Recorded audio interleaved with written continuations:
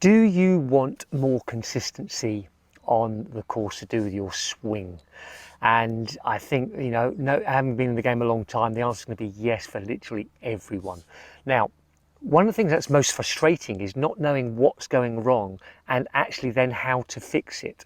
So today we're going to be focused on checkpoint number 2 of the 9 checkpoints to do with the swing. Now remember, why this is so beneficial to you is it gives you some basic checkpoints, so you can then, when you're assessing your swing, you can very quickly go, actually, do you know what, that position is clearly well out to what I've just understood about where it should be, what sort of position it should be in.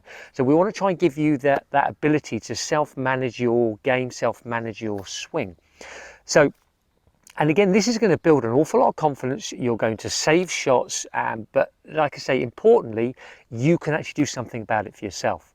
So checkpoint number 2 is the 3/4 position in the backswing. So let me just demonstrate what we're looking for, and then what drill you could use to actually make sure that you're ingraining that, especially when you're at home doing the home training. So let me show you.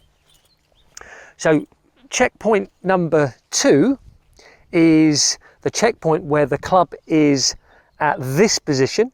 Yeah, it's called the 3/4 position, and you'll see where the club is pointing more towards, you'll see my alignment stick on the ground, and it's sort of between the ball line and my toe line.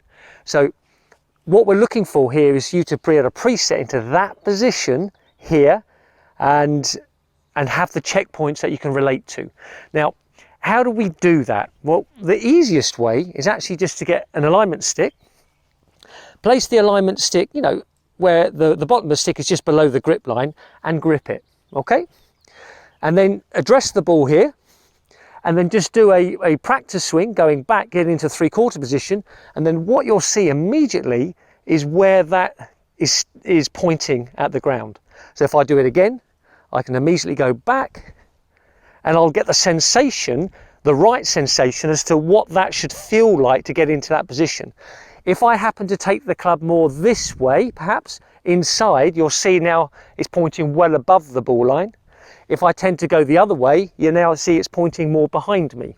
So what this will help you do is just really become aware of the correct motion of the hinging of the hands, how the arms are working, and how you get into that position regularly. So remember, I don't mind if it's pointing more at the ball, to between the ball and the toes, or even at the toes. Somewhere within that area I'm happy with. I like to go right between the two.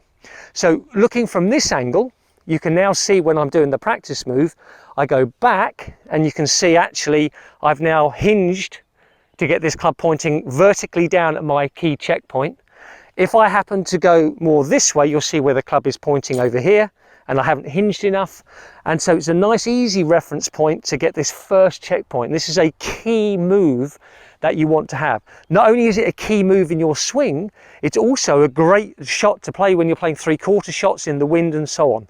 So checkpoint number 2 is the 3/4 plane line position. Now, if you want to do a quick checkpoint perhaps on the course, you could grab a tee. Obviously you can't use it with if you're playing in a competition with this, but you can have a practice swing and just double check, put a tee in the bottom of the grip, and that's going to act, if you like, as a mini version of the alignment stick, and you can do exactly the same drill, and you can see where this is now pointing. Got a reference point for yourself. Okay, so once again I can go here, and I can see that is pointing straight down at the stick, which is between the ball and my toes. Okay, so that is checkpoint number 2. Now, again, just to summarize for you here, it is a key reference point for you. Most people tend to take the club and get too flat behind themselves. If you can get into that set position nice and early at checkpoint 2, you'd be amazed what impact this can have on the rest of your swing. So I hope you have enjoyed that tip. If you have, please like the video, please subscribe to the channel, and ring the bell for future notifications of videos coming up. So, and as I always like to say, just remember, you're only ever one tip away.